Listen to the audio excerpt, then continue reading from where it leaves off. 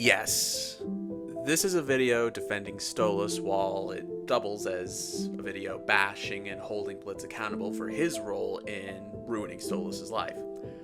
I understand a great majority of the fandom seems to think that Stolas is in the wrong when Blitz is, quote, the victim. And to quote Conquest from title card, I'll tell you no such thing. It is my firm belief that Blitzo is the main cause of all Stolas' suffering in the present time. And never once is he made to pay for his actions against Stolas. Never once is he held accountable. And any time that he is, he's excused from it. So, to kind of give you guys like the best case, I'm going to go in chronological order as best I can on why I believe this to be the case. Let's start with Season 2, Episode 1, The Circus, where it is painfully made aware to us, in this scene in particular, that even before they meet face to face, Blitzo wants to steal the grimoire. See, in the background, he's looking for a way to get to the book through the window. Next, Blitz is caught, and upon seeing his childhood crush in danger for the first time, Stolas attempts to help Blitz, escorting him away from the guards into a private chamber where they can reconnect. It is here where Stolas playfully flirts with Blitzo for, well, trying to break into his home for, quote, nefarious reasons. And I feel like anyone could tell he was being playful with his words, and I'm not sure how else to articulate that other than he was being playful. And it is here where Blitzo uses this playful flirt as justification to invade Stolas' personal space to try and get close to steal the grimoire. And it is clearly shown here that Stolas is backing away, trying to de-escalate the situation, clearly uncomfortable, but Blitzo keeps moving in. Blitzo maneuvers them over to the bed and furthers his already physical harassment to assault as, well, he bites Stolas to distract him from the fact the grimoire is missing and unlawfully traps him and confines him to the bed so he can make off and escape with the book. However, he takes pity and does the deed. And I'm not showing that because I like making comments and content.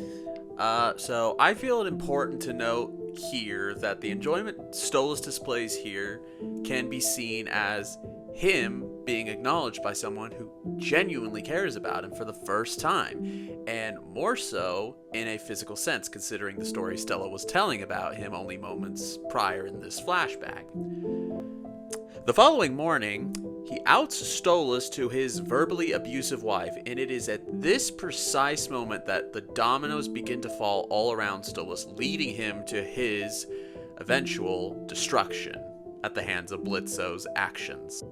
Blitzo revealing this information to Stella causes her to go ballistic at him every time they're in the same room, and subsequently causes a rift to form between Stolas and Octavia. And if you wish to know my reasoning on why the rift began to form here, think about this from Octavia's perspective. Stolas, out of nowhere, throws his seemingly happy marriage away out the door for some basic stranger she doesn't even know. Of course, she's gonna feel betrayed, but back to the topic at hand. It is important at this point to make reference that Blitzo did in fact steal the grimoire, and did, as Andrelphus later says, use it to gain the upper hand. Don't believe me? Let's look at what he did with the grimoire from the moment he stole it to the deal made in Murder Family.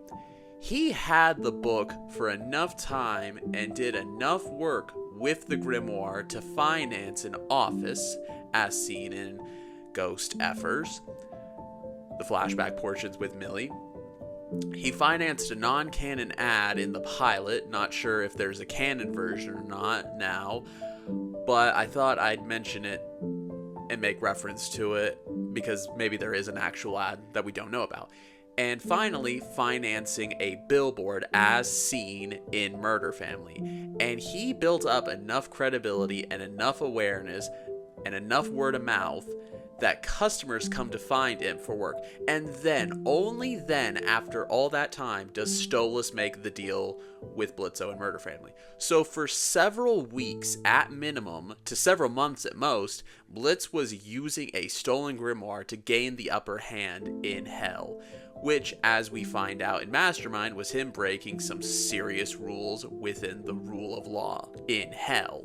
And before someone says how Stolas made the deal for physical favors for use of the grimoire, may I remind you it was Blitz who physically assaulted and defiled Stolas first, giving Stolas the impression that that's what Blitz wanted and how he expresses love and affection. So how else was Stolas supposed to know? Was the deal bad? Yes. But that's due to a lack of communication from both Stolas and Blitz, and neither acknowledging at the time what they want romantically. And Stolas, in this scenario, is running off a high from finally being romantically acknowledged for the first time in his life. Next, we begin to see the domino effect on Stolas' relationship with Octavia fall, as a direct result of Blitz outing Stolas to Stella, and Octavia inadvertently being put in the crosshairs of her mother and father arguing on a daily basis. And as I briefly touched on before, Octavia is given the idea that her dad doesn't love her or her mother and is instead in love with Blitz, a basic stranger, who to her was someone Stolas would throw his marriage away for, when in reality Blitz used Stolas for the grimoire to gain the upper hand in hell, with no consideration for what it would do to Stolas and his life. And in return, he gave Stolas the thrill that had been lacking in his love life for all his life, something Stolas is unable to fully explain or convey to Octavia in Lululand, as she fears her father will run away from her eventually, something he assures her won't happen. For Stolas, I believe he keeps Octavia in the dark about his marriage, letting her have a chance at a normal life, something he was denied at an early age from his own father, Paimon, and doesn't give her any reason as to why he stays with Stella, because he doesn't want Octavia to feel as though she's an obligation, and, as I said, wants her to have a normal life. It's important to note that Stolas isn't entirely innocent, but he's not as guilty as most people like to think he is.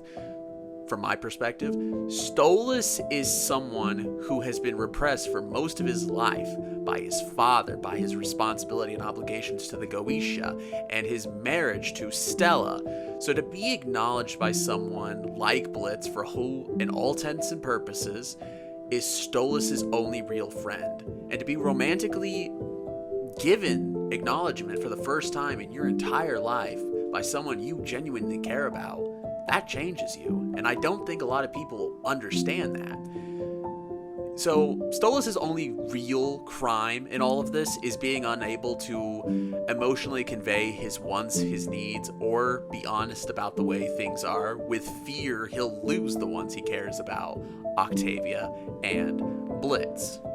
And for this next part, I don't think I need to explain why Blitz keeping Stryker's hit on him a secret from Harvest Moon is a bad thing. Because if someone tried to off you, wouldn't you like to know there's no active threat against you, so you can sleep easier at night? I know Blitz's reasoning for this in Apology Tour was he didn't think Stolas could be harmed or killed. However, we know from Harvest Moon that yes, Stryker had the means to kill Stolas, and Blitz caught him about to commit the act, and yet Blitz said nothing. Kinda doesn't help Blitz's case, which is a long-running trend in this series, it seems. Moving on to Truth Seekers, this is where I believe we received our first inclination as to the rules Blitz and friends were breaking, as Stolas makes reference to them that if they get in trouble, he gets in trouble. Is it self-preservation? Yeah. Is that bad? Kinda, maybe, sorta.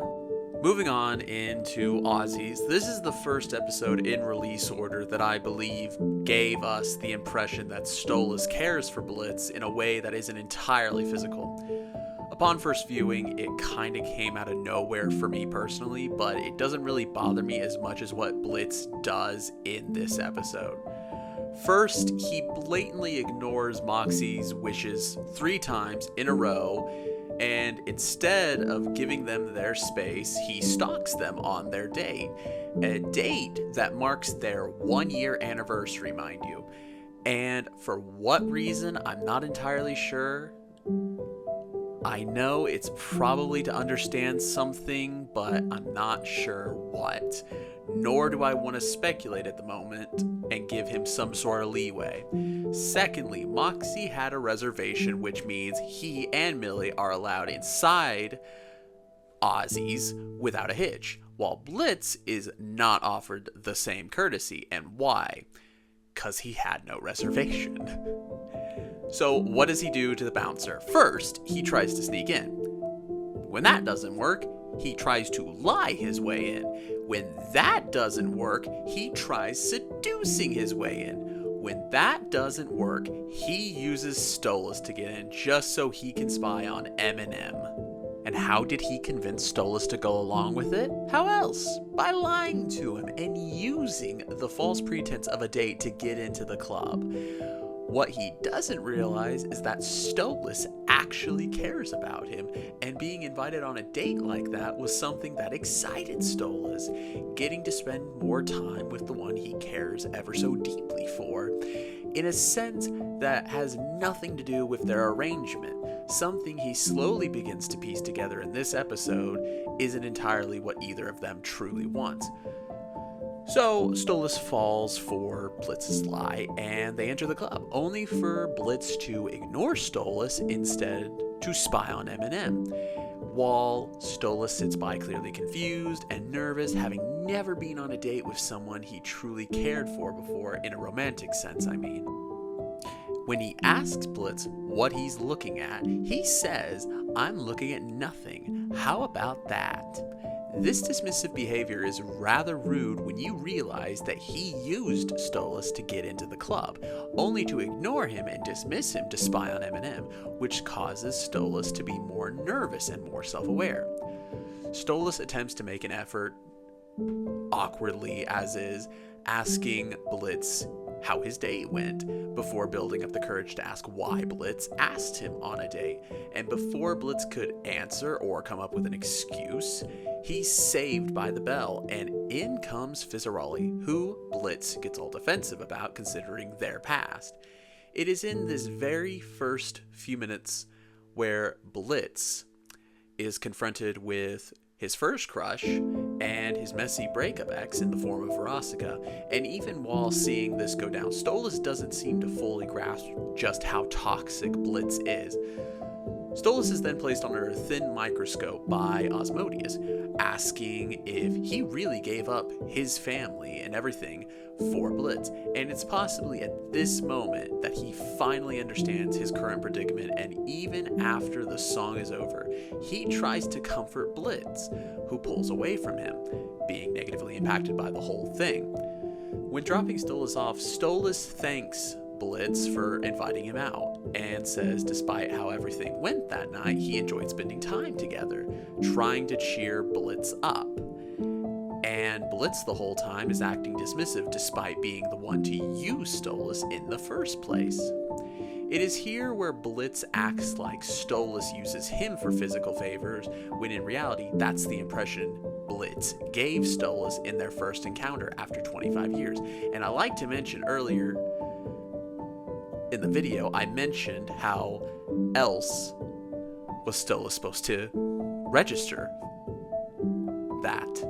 Like, how else was Stolas meant to register that physical intimacy that Blitz gave him with the only person he truly cares about? In a lifetime of social expectation and repression of his feelings, how else was he supposed to register what was happening to him?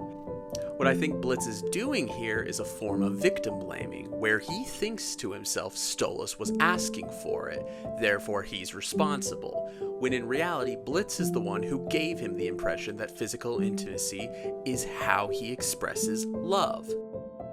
Stolas is a victim to Blitz's manipulations throughout most of what I've discussed so far from my perspective, and a lot of that can be attributed to both not conveying what they want to the other in a meaningful capacity, but it's still scummy behavior on Blitz's part, playing the victim when he's the one using Stolas to get ahead in life, while Stolas' life slowly but surely falls apart all around him.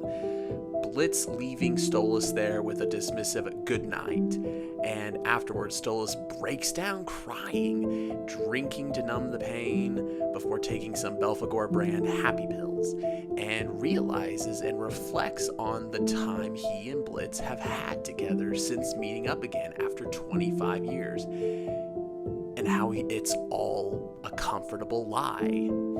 After reflecting, Stolas takes a stand against Stella, furthering what I had been saying earlier, informing her that the only reason he stayed with her as long as he has is because he wanted Octavia to have a normal life, and was willing to tolerate years and years of verbal abuse to give Octavia that life.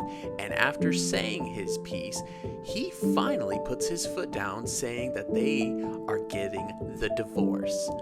The divorce that they had both seemingly hadn't filed for despite everything that's happened. And it's here where she attempts to physically assault Stolas, but he takes a stand against her again and is left alone with the threat that he will pay for what he's done. In seeing stars, while Stolas is distracted by the divorce, he forgets a promise he and Octavia made about seeing Azathoth's tears. And I just now realized I pronounced that wrong. My apologies.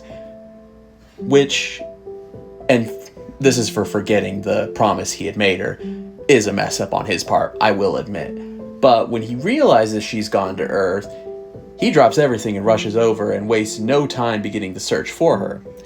There's not much in this episode in the way of Blitz's fault in the grand scheme of things, but the domino effect of Blitz's prior actions tearing apart Stolas' family is where some of the emotional beats here stem from, like Stella being bitter and resentful towards Stolas, and Octavia feeling as though her father doesn't love her or care about her, despite putting his happiness aside to give her a normal life.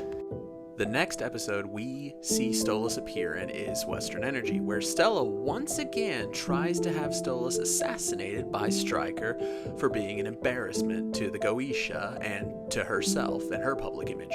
And it's here where we are introduced to one of the lesser architects of Stolas' continued suffering, Andraelphus, who seems to be assisting Stella in taking apart Stolas for all he's worth, even going as far as to convince her to spare him for future schemes. And while he's convincing her, Stolas is being violently assaulted and cut up by Stryker.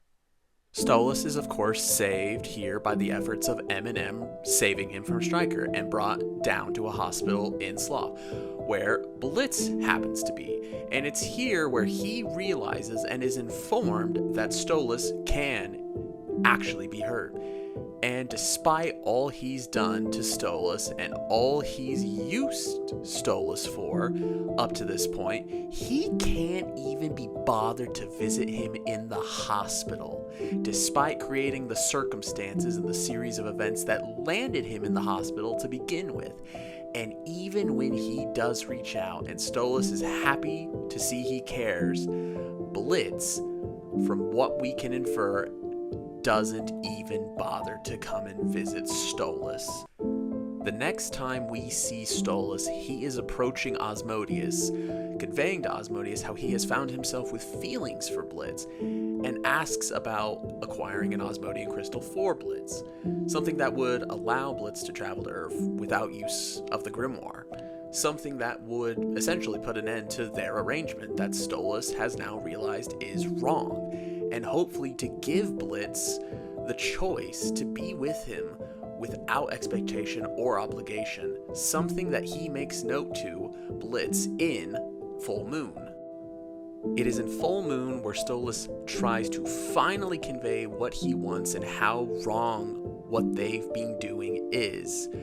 And when asking for his grimoire back, a grimoire that Blitz originally stole, Blitz gets defensive, saying it's not fair since he skipped a few meetings and shouldn't have to give it back as a result of that.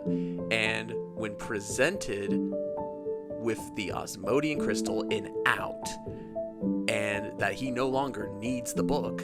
And when articulating his feelings and how he wants to be with Blitz, Blitz doesn't register, and if anything, refuses to emotionally register his words, and instead laughs it off like it's a joke, or as he says, role play. It's here where Stolas says his goodbyes and starts walking away, and only as he's walking away does he realize, Blitz I mean, that what Stolas said was serious. And as they walk, Stolas conveys his feelings not to be the best. It's here where Stolas says his goodbyes and starts walking away. And only as he's walking away does Blitz realize what Stolas said just now was serious. And as they walk, Stolas attempts to convey his feelings further to the best of his ability, but not well enough to convey why what they've been doing is wrong. It is here where Blitz lashes out at Stolas for everything Stolas put him through, allegedly, claiming he's not like one of Stolas's butler imps he can just dismiss. And it is here where all the victim blaming starts to kick into high gear. Let us refresh ourselves as to what Blitz has done to Stolas up to this point. Stole Stolas' grimoire to unlawfully use it to gain the upper hand in his business, outed Stolas to Stella after stealing the grimoire, causing the verbal abuse to worsen for Stolas and a rift to grow between Stolas and Octavia, where she feels he doesn't love her and loves this basic stranger more than her, and he made a deal with Blitz for physical favors, something I will remind you he knows no better of. Because Blitz has given Stolas the impression that physical intimacy is how he expresses love. So again, how could he have known better? And all of this led to multiple assassination attempts on Stolas because of the public embarrassment Stella feels towards Stolas as a result of Blitz blabbering about it to her the day after the fact. And believe it or not, it only gets worse from here. In Apology Tour, Blitz has not given up hope at all of reconnecting with Stolas, and even wants to go as far as to force his and Stolas' way back into their arrangement because he wants to, quote, earn his way to Earth, despite already having means to Earth given to him literally the episode prior by Stolas. And when Stolas is obviously uncomfortable and voices that he's uncomfortable, does Blitz stop? No. He doubles down and tries to say, oh yeah, you still want this. Yeah, you want this. And as Stolas gets defensive and makes comparison to Stryker, it is here where Blitz reveals that Stryker had tried to kill him before. And there shouldn't really be a defense here, as he caught Stryker about to commit the act in Harvest Moon and knew in Western Energy that what Stryker can do can hurt Stolas. It is also here where Blitz tries to play things off as all cool, all fine, despite being the one to get dumped. Something that in this episode never seemed to happen or even be the case with any of his dozens of other exes. In this episode, though, it is made clear to Blitz, finally, that what Stolas felt for him was real and genuine, and he feels like he threw away the best thing he had or ever was gonna get, and he has and is gonna show regret in the following episode, Ghost Effers. And that, ladies and gentlemen, is where we enter my personal favorite episode, Mastermind, where Blitz is finally made to take accountability for some of the crimes and some of the false crimes he's committed. The genuine crimes that Blitz is charged with is theft of the grimoire, the multiple excursions to Earth without proper clearance or procedure, and, quote, forcing himself on her husband, end quote, by Andrelphus.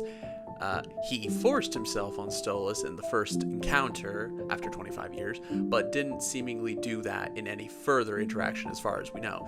But it's not entirely false. what Andrelphus said, I mean. And the false crime is of course, plotting to assassinate Stolas using Stryker as the hitman, which is false. What's interesting is what he says regarding the grimoire. He says, and I quote, "I didn't steal that thing, I tried," and then followed it up with, "It was given to me. I was allowed to use it." This is a factual half-truth, considering the fact that he did, in fact, steal the book and used it for presumably weeks to months to grow his business before Stolas finally made the deal with him. Blitz is guilty. Stolas is also guilty of lending him the book, going against procedure. I'm not disputing that. So even when on trial, Blitz cannot admit to his own wrongdoings and even refuses the claim of forcing himself on Stolas when he did that in the first place to steal the book. When he is, in fact, on trial, he is just unwilling to admit to any wrongdoing. It is important to note here that Blitz did not do a very good job defending himself. In fact, he did a very poor job of defending himself, because every time he opened his mouth, he just kind of, gave him more and more reason to get this all over with, which of course led him and the gang to getting the death penalty. But as we are all acutely aware, that's not where the story ends. And this is where I want to summarize the difference between Stolas' self-sacrifice versus Blitz's self-sacrifice. Stolas was being selfless here and taking accountability and responsibility for his part in all of what had happened and what was happening, whereas Blitz, alternatively, never fully took responsibility for the laws he broke or for what he did to Stolas, and only took the brunt of the punishment to protect the Imp gang, despite, like I said, never actually taking responsibility or accountability for his actions that brought them there to begin with. And so Stolas loses his home, his status, his legions, his power, and in Sinsmas, his own daughter. So he's left with nothing. Stolas, through a domino effect of Blitz's own actions, was punished for Blitz's crimes, while Blitz is excused from any consequence despite being the aggressor of most of his crimes against the laws of hell and Stolas himself. This is blatantly unfair, both from a writing standpoint and a moral standpoint. I would cover Sinsmas, but that's more so the final and most recent domino to fall in Stolas and Octavia's relationship as a result of Blitz's actions, as well as Stolas breaking a promise he had made to Octavia. So in my honest opinion, they're both at fault there. I know the video is exceedingly long by this point, and I apologize for that, but I felt as though it was important to convey the sheer amount of stuff Blitz is allowed to get away with, and how through a series of events he ruined Stolas' life and faced no consequence for it. The show essentially, from my own perspective, and this is my perspective alone for the most part as far as I've seen, rewards Blitz for his crimes and punishes Stolas, the victim. So in conclusion, what are my thoughts? I think Stolas is a victim of circumstance, pretty much circumstance, and the actions of others bringing him down. He's also not entirely free of blame. He does make promises and can't keep them to the likes of Octavia. And I'm not going to sit here and pretend he's perfect. No one's perfect. That's kind of the whole point of living. You're going to make mistakes, and it's important to learn from those mistakes to be a better person going forward. That's something that Blitz has been doing throughout the show, even though he still is allowed to get away with far too much against Stolas for my liking personally, as this video has no doubt illustrated. So we're gonna leave the video, but this was another topic, a hot topic I should say, considering the subject matter and how people feel about Stolas.